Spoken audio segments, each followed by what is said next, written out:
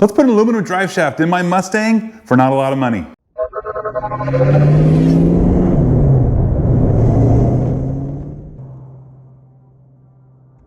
What's up guys, my name is Andy. I recently did a video where I went to my local junkyard to see if I can find an aluminum drive shaft from a Crown Vic P71 Police Interceptor.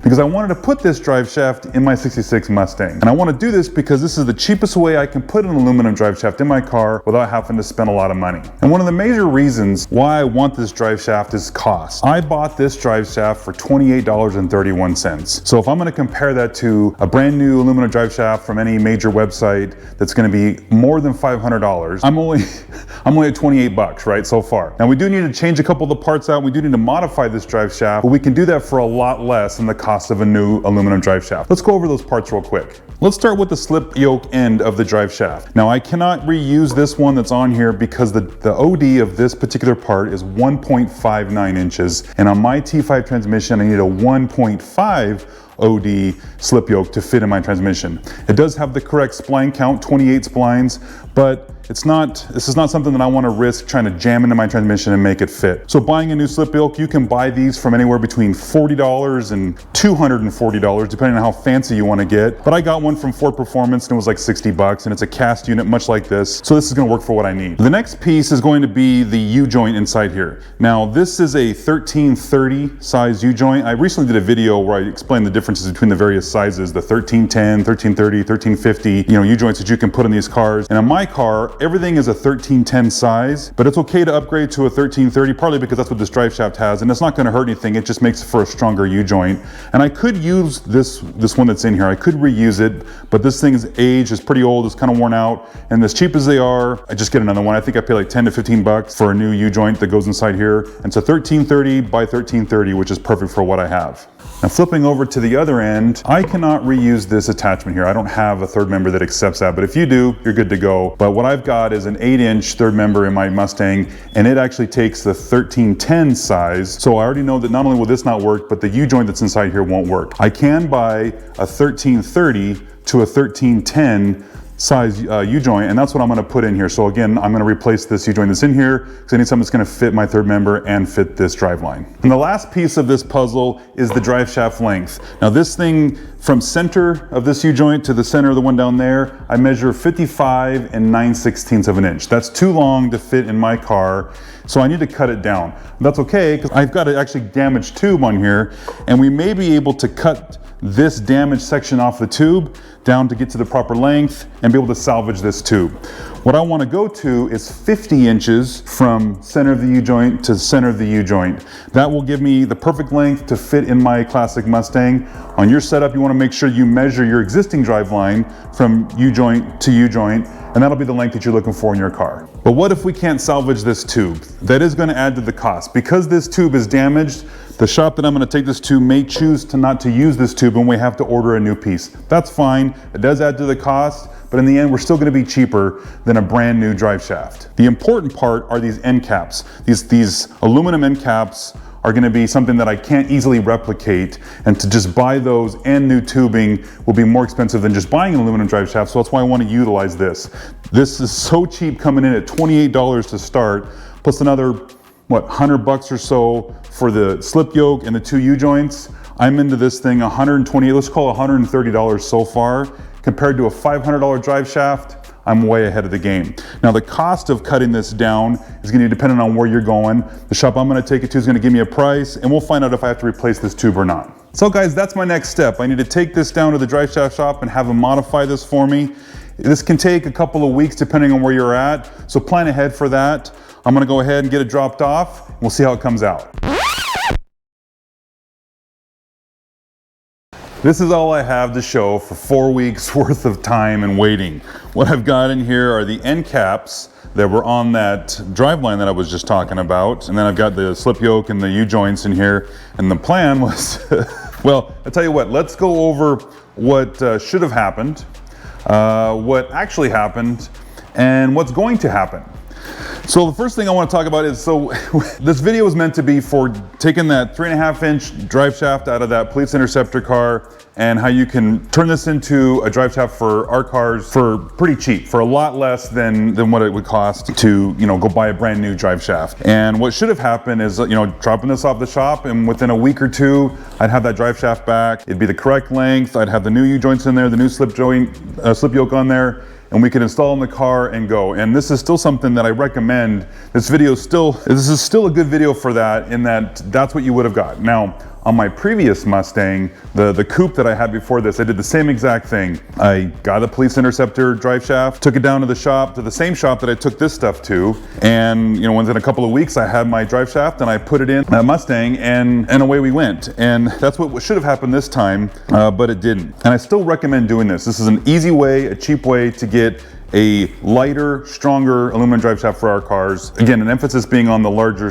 U-joint that you can put in here that will allow us to be able to, you know, like, handle more power. As this engine makes more power than the stock setup. Down the road, I'd like to do a 9-inch rear end, and so being able to have these stronger parts in the car, that U-joint that was in there, the 1310 U-joint that's in the stock setup, is just, it's at the limits of what it can handle. So still go get one of these drive lines and still get it converted if you've got a shop in your area that can do that. What I spent last time was around, I think it was like 375 bucks that I was into that drive shaft. And that included buying the drive shaft from the junkyard, taking to the shop. I did buy the U-joints and the slip yoke from them, so I paid a little extra for that. And then we were trying to straighten the two. It ended up being a little bit more, but I was about 375 bucks into that setup. And that's still much cheaper. You know, with a new aluminum 3.5-inch drive shaft, you're gonna be $500 easy, probably more. Plus shipping and tax, you're gonna be 600 bucks, you know, for one of those. So I was just a little over half on that setup. And that's what I was trying to do here. But that's not what we're gonna do this round. So this video is kind of changing into, what am I gonna do to salvage this? Let's talk about what did happen. So the short story is that they weren't able to get it done. The gentleman that had done this last time isn't working there. They had a different guy there. I don't know if different experience or different, you know, knowing what to do, but he did cut off the old tube, the damaged tube that we had, and he was trying to machine the end of this to accept for the new tube. And it's kind of hard to tell here on camera, but this thing is not good. The lathe that they had wasn't working right, and they had to service the lathe, and that was actually going to put them down for a while because they didn't know how long it was going to take to get their lathe serviced, because they're getting chatter marks and stuff on here. So we were going to have to send this out. Now this is where it got out of control. The guy was having a hard time finding the material that we need. You need 3.5-inch 125 wall, 6061 aluminum. That's not hard to come by, but he was having a hard time finding a piece. I think what he was finding is that he was having to find a whole, like a 20-foot stick, and we only need like 4 feet, actually less than 4 feet to make this work. And so having to pay for a whole 20-foot piece, that was gonna be expensive. And then they were gonna have to send this out to get it, have another shop do it, because they couldn't do it because of their lathe. The cost of the material, the cost to ship it out and have another shop do it and ship it back, plus this shop's gonna have a little markup on it. It was gonna be over $700 to have this done at a different shop, taken care of, and then ship back or whatever, and then I just go pick it up. And now, well, shoot, at 700 bucks, I might as well just buy a brand new aluminum drive shaft. I didn't want to do that. You know, I was running, what, 130 bucks or so into this. Figure I just cut my losses, and I can order the material myself, take it to another shop. I have to find another shop, have to ship it out, and I still do plan to do that. That's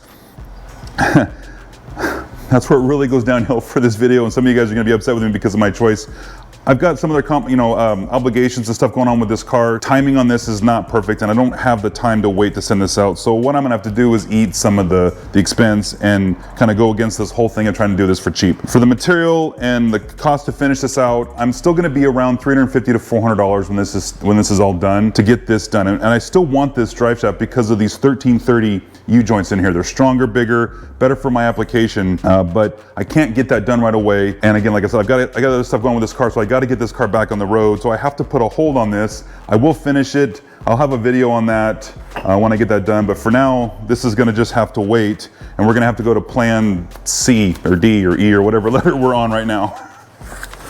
So this is what I'm gonna go with. This is a 3-inch aluminum drive shaft, so it's the same size that was in my car, the steel shaft that I had in there, so I'm not gaining anything there. It is aluminum, it is lighter, and we'll talk about that here in a second, but I'm still stuck with the same 1310 U-joints. You know, and this wasn't free, I had to pay for this. So I got this from Southwest Speed for, I think it's 350 bucks. You can get They have all different kinds of lengths and they're in stock. In fact, when I ordered this, they shipped it out the same day, which is fantastic. It comes with the U-joints installed, comes with the slip yoke, but you need to pay attention so that you're getting the right slip yoke. We'll come to that back here in a second. And you can put this in your car, and it was like $389 shipped for this thing. If you get this right slip yoke, you're still less than the 3.5-inch drive shaft, but really you're not gaining anything because you get a smaller drive shaft has the smaller caps on it, so you have the smaller U-joints. We're not getting any advantage there. I might as well have just kept the steel drive shaft that was in my car, the exception of that this is lighter and it will free up a couple horsepower. I mean, there's arguments about, you know, the weight of this. You know, this is a rotating mass. The engine does have to accelerate this tube, and if it doesn't have to accelerate as much weight, that power can go to the rear wheels instead of trying to accelerate this. We're talking, I don't know, maybe 2 horsepower, something you're not going to notice driving in the car. You're only going to notice it on the dyno when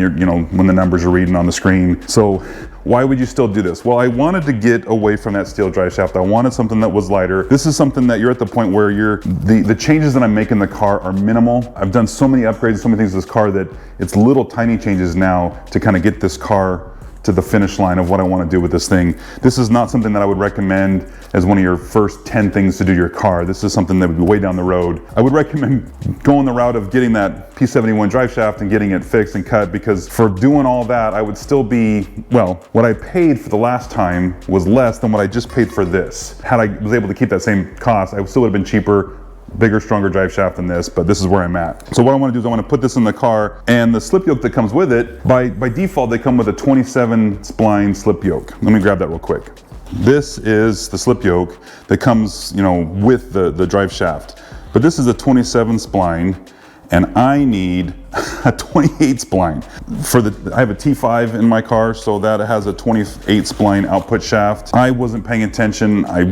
They do sell a 28 spline unit. You can get that put in with your kit. I wasn't paying attention, so now I have this. So now I've got a slip yoke that I can't use. What I'm gonna do is I'm gonna use the slip yoke that was on the steel drive shaft. So I've already taken that off my other drive shaft. I'm gonna put it on this aluminum one, and we'll get it installed in the car, and it'll be fine. So here's the 2 drive shafts. You can kind of tell maybe a little bit on the camera, this is a 51-inch steel drive shaft that was in the car, because I had an automatic transmission that was in the car, and that's the size you would have for an automatic.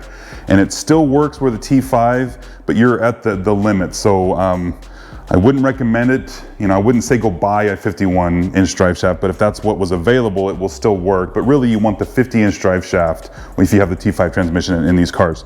And so this one is an inch shorter. This is 50 inches, again, center to center of these U-joints. But let's weigh these real quick and see how much weight savings I'm getting between the steel drive shaft and the aluminum drive shaft. First, let's do the steel drive shaft here. And I want to set it on here, and it won't stand up on its own, but starts to tip over. We're sitting right around, looks like 16.04, 16 pounds, 0.4 ounces or so, 0.5 ounces for the steel. And the aluminum, I'm trying to get this thing to stand up. 9 pounds, 9.6 ounces. So that's, what is that, roughly 6 pounds, 6.1 pounds, or let's just call it 6 pounds lighter. Now the slip yoke wasn't on this one or the other one, so that's gonna be the same weight, right? So we add that on there, but 6 pounds lighter. Again, that's for this one. Now if I had the 3.5-inch drive shaft, the weight may be 2 or 3 pounds, but then I gain the advantage of that larger U-joint that can take more power, more torque before it fails, and that's where you want to be. This is a Band-Aid. It will still work. I mean, it's still better than the steel drive shaft, but the cost to do this is hard to justify unless you didn't have the drive shaft. If you had to buy one, if you had to buy a steel or you had nothing, shoot, buy this one, right? But I think if you have an option to get the P71 drive shaft and getting it cut down and stuff, you're gonna be cheaper and be lighter. Well, it won't be lighter than this, but it'll be lighter and it'll be stronger, and that's where you want to be. Let me get that slip yoke installed, and then we can get it put in the car. So I went ahead and got that slip yoke installed and just used the new retaining clips that come with this driveline, since I can't use the slip yoke that came with it. But what I want to do now is I want to install it. Now, for this video, what I didn't do was, I'm not going to be able to show you how to take the driveline out. I actually had to do something with the transmission. I had a leak on my transmission that I while I was waiting for all this to happen, I figured I'd try to take care of that leak since I had to have the car up and everything anyway. So I went ahead and did that, but I just left the transmission on the car and I haven't put the fluid back in it. And the reason why is when you pull this out, sometimes the fluid will leak. You know, when you're jacking the car up, if you jack the rear up and have the nose down, you might be able to get enough of that fluid in the transmission to kind of go forward and not be a problem. But for this application, I needed to jack up the whole car to get the transmission out. So anyways, to take that out, there's just 2 U-bolts on the third member. You take the 1/2-inch nuts off those, and then the drive line can drop out, and then you just slide it out of the transmission, and there you go. And to put it back in, it's gonna be the same thing. I did put a new seal, the tail shaft seal in the transmission when I had it out, so that's a good opportunity to refresh that seal if you're gonna be down there. And we're gonna wanna put a little bit of some transmission fluid on the slip yoke, so it'll just slide there nice and easy. We'll slide it in and bolt it up to the third member, and then you're done. And then I'm gonna have to put fluid back in the transmission. If you elect to do that, if you like to take the transmission fluid out, then of course you wanna put it back in there and go that route. So let's get this put in the car. Go ahead and pull this towel out of here. And I'm just gonna put a little bit of transmission fluid on here. Not gonna take much. I just wanna get this thing just lubed up a little bit so that it'll slide in that seal and won't be, you know, steel on a dry seal kind of thing. We don't really want that.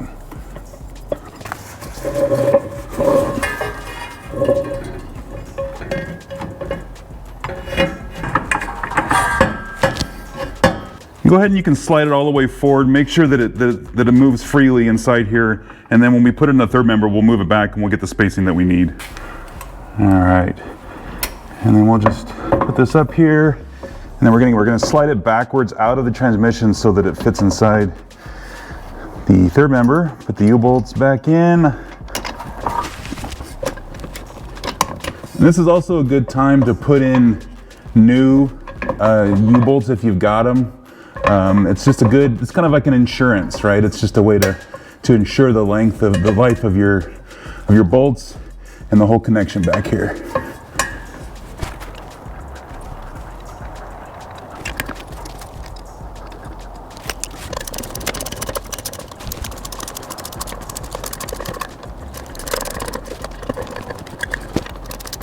You're going to want to snug these nuts on these U-bolts down to 17 foot-pounds when you're done.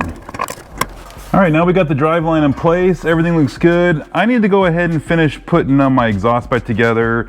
I need to put fluid in the transmission. Remember, because I had to take that out. So that's boring, that's easy. I can put that up there and get that done. But ultimately, this was the important part, was getting this new drive line put in here, and I think it looks fantastic.